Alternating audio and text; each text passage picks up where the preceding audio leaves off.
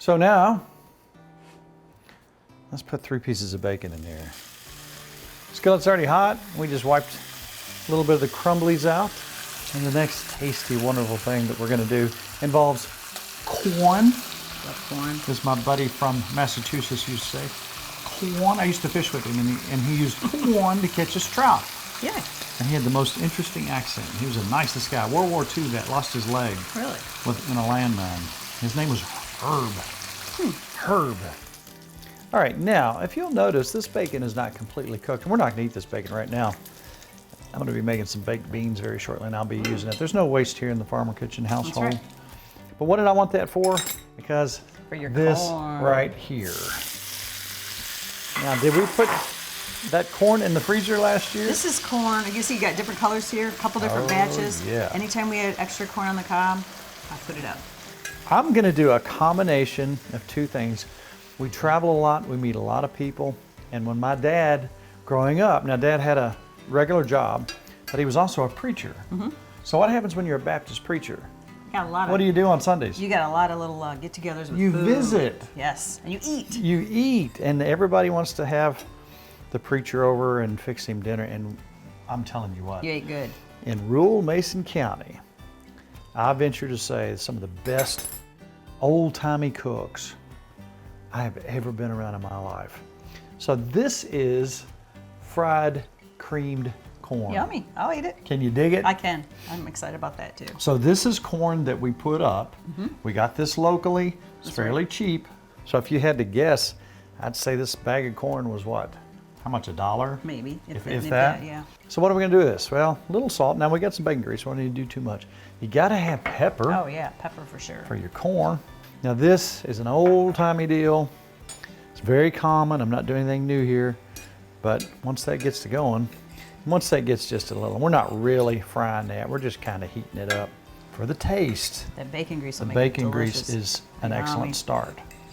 So, Lots of butter. I don't remember how much butter Linda and Ruby Cole used, I said there's never too much butter. but I mean when you're doing corn. Oh, yeah, you gotta have butter. Come on now. And we don't eat this way every day. And a lot of people say, one of the most common questions, and I bet you we could find one here if we tried, from somebody is, why do you not weigh more than you do? Well, this is like a special occasion cooking deal for us. A lot of times when we're running around like crazy and through the week and we're working and we got lots of places to go and lots of things to do, and you don't have time to cook, what do we do when we have a head of cabbage? We make cabbage soup. We make Eat on that for a couple cabbage days. soup. Now we've had, I don't know how many iterations of cabbage soup, but I made one here recently. And you think about that. You can eat to your fill with cabbage. Oh yeah. And we use some ground beef in there and maybe some tomatoes. And we made something recently. Maybe we'll have to revisit the cabbage soup thing. If ever we do a tweak on that and we find something that's really Right. good, It's we'll share delicious. it with you. Cabbage, tomatoes, ground beef. Yeah. There's hardly any carbs in That's that. right. So I can eat a whole pot of it. Yeah, and we do. Boy, we eat that up. We eat that a lot. Yes, we do.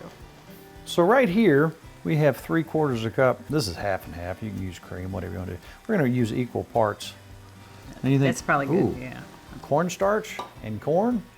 Thicken it Well, up. let me tell you what.